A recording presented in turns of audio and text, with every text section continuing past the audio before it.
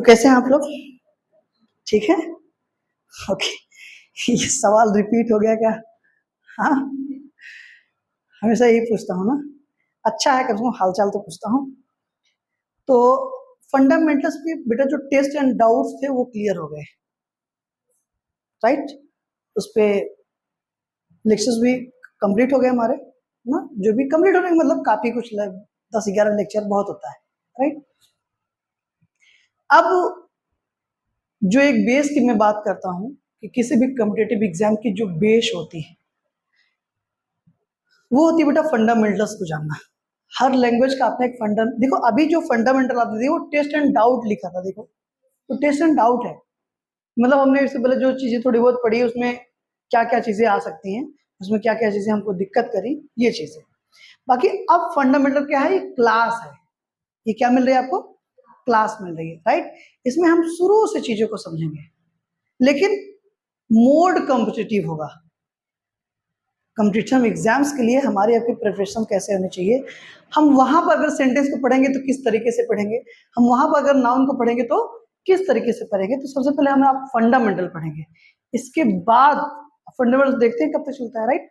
इसके बाद उसके क्वेश्चन सॉल्व किए जाएंगे और उससे रिलेटेड और भी जो डेप्थ की चीजें होंगी उसको हम आप टारगेट करेंगे, राइट? लेकिन ध्यान ये दीजिएगा कि ये जैसे 1 2 3 स्टेप बताए थे मैंने आपको, तो कॉम्पिटिटिव इंग्लिश को सीखना, जानना, समझना जैसे बिगिनर्स के लिए बेटा, ठीक है, तो 3 स्टेप होंगे। तो पहला स्टेप है जिसमें हम आप क्या सीखने चल रहे हैं बेटा? फंडामेंटल को सीखने चल रहे हैं। कहने का मतलब अगर आप कंपटीशन की दुनिया में बैठना चाहते हैं और इंग्लिश का पेपर अच्छे से सॉल्व करना चाहते हैं तो जिस फंडामेंटल्स की हम आप बात कर रहे हैं इतना तो आना ही चाहिए, इतना तो आना ही चाहिए। इस अभी तक आपने जो पढ़ा है बेटा वो ठीक है, 10th 12th ठीक है, एनफ एकेडमिक्स के लिए ठीक है, there is no problem at all, right? लेकिन अगर आप कॉम्पिटिटिव दुनिया में कदम रखना चाहते हैं तो अब जो जिस फंडामेंटल की मैं बात कर रहा हूं, कहने का मतलब ये आपको पता होना ही चाहिए, मतलब यू मस्ट नो। क्लियर? तो सबसे पहले हम आप बात करेंगे बेटा सेंटेंस की। किसके? सेंटेंस। क्या बेटा? Sentence, right? डेफिनेशन क्या होगी? Group of words, group of words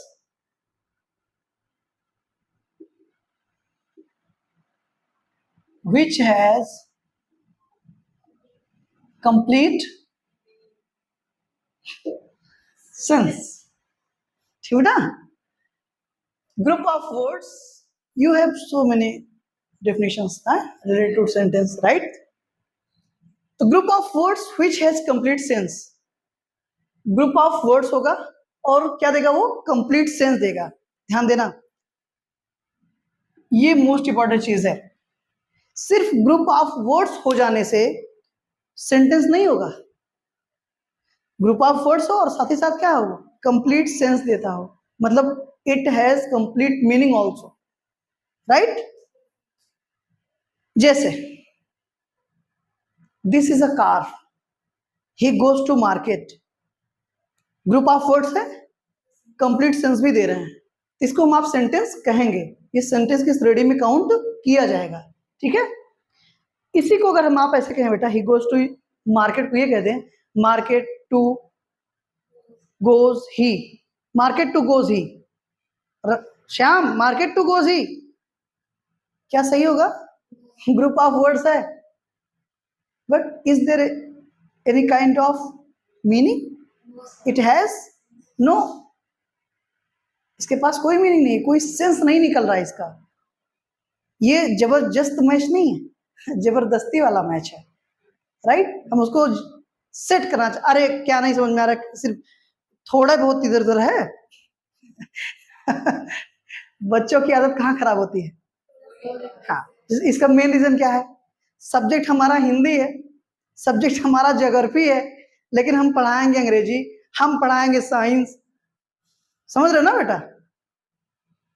subject वाला अगर सब्जेक्ट पढ़ाएगा तो कभी गलती नहीं होगी, ठीक है ना? जिंदगी भर पढ़ाई आपने जामुन की करी और गलती से आप बन गए टीचर, और पढ़ाएंगे बाप, और मन में आया कि इंग्लिश के क्षेत्र में तो इमली अगर पढ़ाना हो तो उसके क्षेत्र में तो ज्यादा संख्या है और हमको चाहिए पैसा, तो हम पढ़ाई जिंदगी भर जामुन की करे हैं, लेकिन पैसे के चक्कर में जामुन नहीं पढ़ाएंगे, क्या पढ़ाएंगे? इमली पढ़ाएंगे। तब तो वो जामुन वाली क्वालिटी कहीं ना कहीं एंट्री तो कर ही देगी ना। ये बेटा हंसने वाली चीज नहीं है, ये एक ऐसी चीज है जो हमारे आपके आसपास ये चीजें रन कर रही हैं, ठीक है। और फिर अभी कुछ देर पहले आपने कहा ना कि सर छोटे छोटे क्वेश्चन पूछते हैं लेकिन कोई बता नहीं पाता। This is the main reason बेटा, कि वो जो छोटे छोटे क्वेश्चंस आपको लग रहे हैं वो सच में बहुत छोटे हैं, लेकिन किससे आप पूछ रहे हैं वो जरा पूछो कि पढ़ कहाँ रहा है, किससे पढ़ रहा है। जरूरी नहीं कि कोई 50-60 साल का व्यक्ति हो तो खूब अच्छा ही पढ़ाएगा, भाई पढ़ाई भी तो उस सब्जेक्ट की होनी चाहिए। अब जैसे महाभारत का युद्ध याद है ना, महाभारत, भीम जी का मुख्य शस्त्र क्या था? गदा।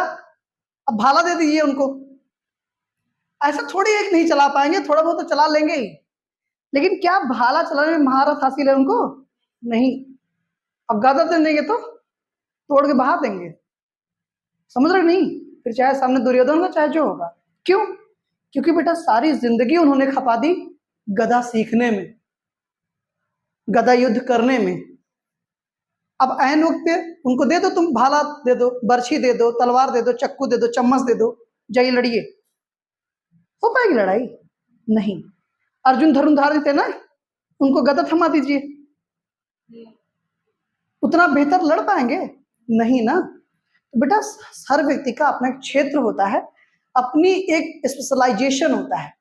ये बात मैं इसलिए कर रहा हूं क्योंकि कॉम्पिटिटिव क्लास की हमारी पहली वीडियो है बेटा, और इस वीडियो के माध्यम से दूर दूर तक मेरी बात जाएगी, लोग सुनेंगे, समझेंगे और इस चीज को समझने का वो प्रयास करेंगे।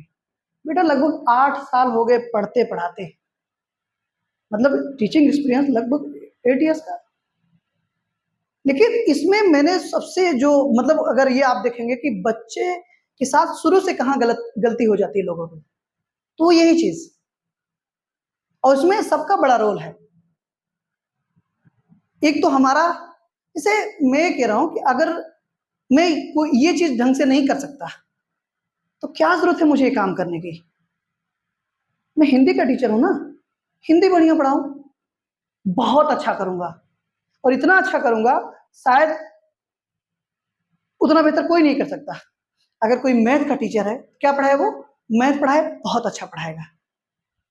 अब मैथ वाले तुम अंग्रेजी दे दिए हो, अंग्रेजी वाले के तुम इतिहास दे दिए हो, इतिहास वाला जो है फिजिक्स पढ़ा रहा है,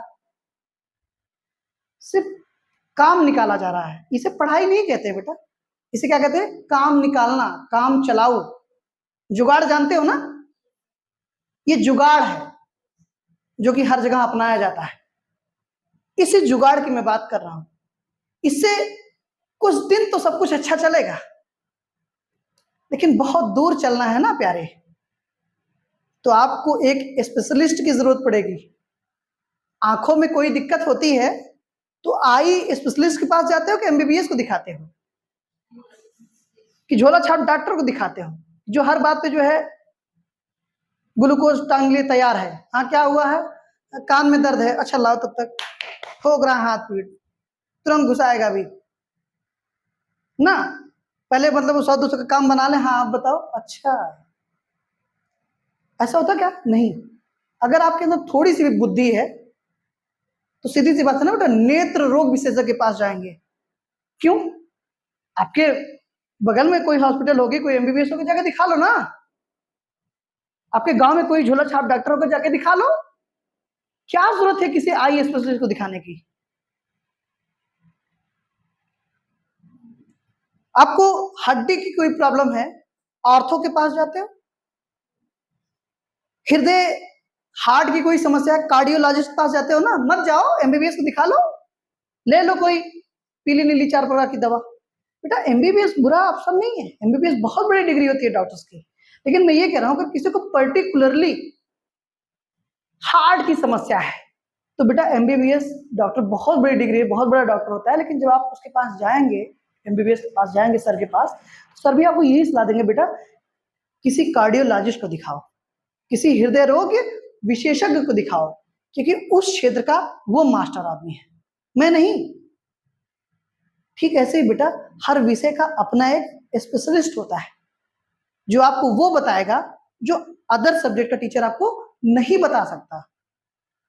हर क्षेत्र का अपना एक माहिर इंसान होता है बेटा, और वो आपको ढूंढना पड़ेगा, राइट। इस चीज की अभी जो आप बात कर रहे थे बेटा ना कि सर हालत सबकी बहुत खराब है, तो this is the main reason. अभी आप जिस अवस्था में हैं, ये आपकी क्या है, ये स्टार्टिंग फेज है, यही पे उल्टा सीधा पढ़ लीजिए आप, फिर जिंदगी में उसको सही करते रहिएगा। समझ आई बात बेटा? इसलिए तो सेंटेंस सिर्फ ग्रुप ऑफ वर्ड्स होने से सेंटेंस नहीं होता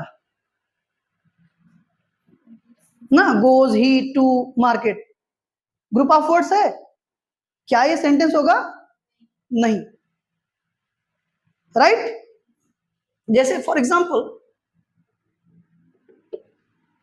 एक सेंटेंस है बेटा, ही गोज टू मार्केट। अब इसी सेंटेंस को हम आप लिख दें,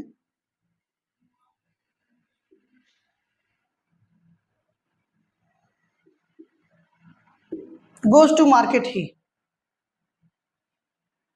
आइए कुछ क्वेश्चंस करते हैं।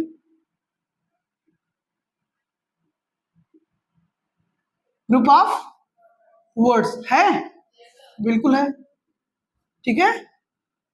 कंप्लीट सेंस दे रहा है,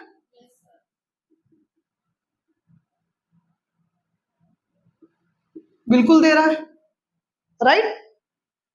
तो ये ग्रुप ऑफ वर्ड्स भी है बेटा और कंप्लीट सेंस भी दे रहा है, इसे हम आप क्या कहेंगे? इसकी बात कर रहा हूं मैं, राइट। इसको देख लेते हैं।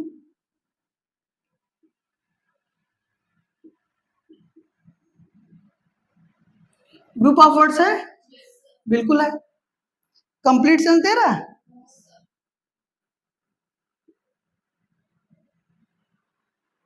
नहीं दे रहा है, राइट। क्या इसको भी हम सेंटेंस की कैटेगरी में रखेंगे? नहीं, हम सेंटेंस की बात इस वाले सेंटेंस की नहीं कर रहे हैं, हम इस वाले सेंटेंस की बात कर रहे हैं बेटा, जो ग्रुप ऑफ वर्ड्स हो और साथ ही साथ क्या रखता हो, कंप्लीट सेंस हो, मतलब उसकी कोई मीनिंग निकलती हो। ही गोज टू मार्केट, वह बाजार जाता है, राइट बेटा, ये सेंटेंस कहलाएगा। समझ में आई बात? Clear? Mayor is this,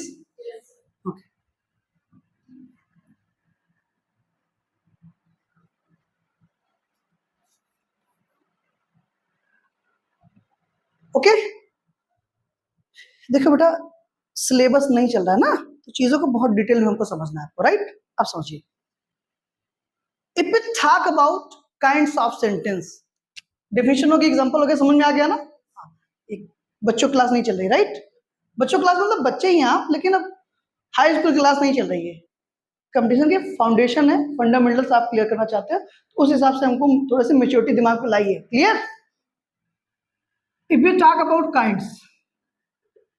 kinds of sentence, right, firstly we must know how many categories, right?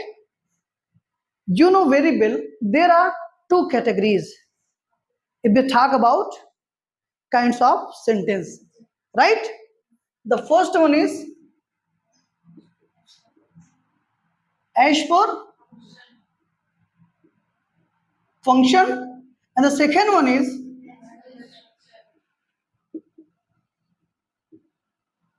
as per structure, right? And you know, as per function we have 5 kinds of sentence, right? As per function we have 5 kinds of sentences, right? And as per structure we have 3 kinds of sentences, right बेटा? Confirm? As per function की अगर बात करें, जो 5 kinds है हमारे पास, क्या है बेटा?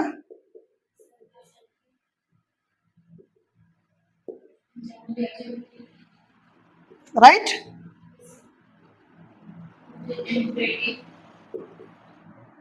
Imperative,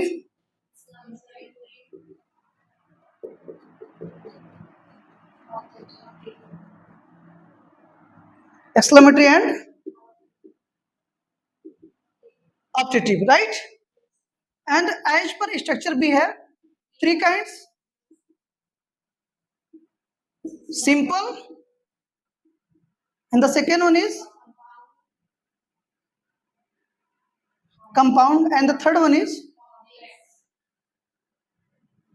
complex, right? Any problem? यहां तक क्लियर है? यहां तक कोई इश्यू नहीं बेटा? तो अगर if anyone asks us how many kinds of sentences, firstly we must know there are 2 categories. The first one is as per function and the second one is as per structure, right? तो सबसे पहले हम इनकी बात करते हैं बेटा। ये नहीं तुरंत बताने लग जाएंगे कि मान लीजिए कि अगर कोई बेटा आपको टारगेट करना ही चाहता है, फंसाना ही चाहता है, तो आपको कि सर 5 प्रकार के होते हैं और ये उनके नाम है, तो सामने वाला कह देगा नहीं 3 प्रकार के होते हैं। कितना कह देगा? 3। नहीं तो ये कह देगा तुम भी सही हो लेकिन पूरा नहीं सही है, कुछ ना कुछ अड़ेंगा लगा देगा। अड़ेंगा मतलब समझ रहे हो ना? हाँ, कुछ ना कुछ नौटंकी वो कर देगा। अगर उसका टारगेट ही है कि नहीं आपको मैं झिला दूंगा, तो जब आप इस तरीके से पढ़ेंगे तो कोई झिला नहीं पाएगा। ठीक बेटा? बहुत अच्छे से आप जानते हैं और चीजों को देख भी रहे हैं, राइट? तो जब कभी भी सेंटेंस के प्रकार की बात हो तो 2 कैटेगरी होगी, एक फंक्शन की और एक स्ट्रक्चर की, राइट? तो इस स्ट्रक्चर के मतलब on the basis of structure we have 3 kinds of sentences: simple, compound and complex. And on the basis of function we have 5 kinds of sentences. The first one is assertive, interrogative, imperative, exclamatory and optative. Clear? यहाँ तक कोई दिक्कत नहीं बेटा ना? ठीक है, ये पहली क्लास है। पहली क्लास में चूंकि ये इंट्रोडक्टरी क्लास थी, ठीक है, जो बच्चे मुझे ऑनलाइन देख रहे हैं वो आज से एकदम रफ और पेन लेके एकदम तैयार रहें और कम्पिटिटिव की दुनिया में हम आप let's dive into the ocean of competitive world. Okay, तो आज ये पहली क्लास इसलिए है कि आप प्रिपेयर हो जाइए और इसी वक्त जैसे डेली आपको मतलब 5 से 6 के बीच वीडियोस, 7 बजे तक लेटेस्ट आपको वीडियोस लेक्चर्स मिल जाएंगे। तो आप रेडी हो जाइए और आप लोग भी रेडी रहिए, ठीक है? तो कल से हम बेटा यहीं से कंटिन्यू करेंगे, ठीक है?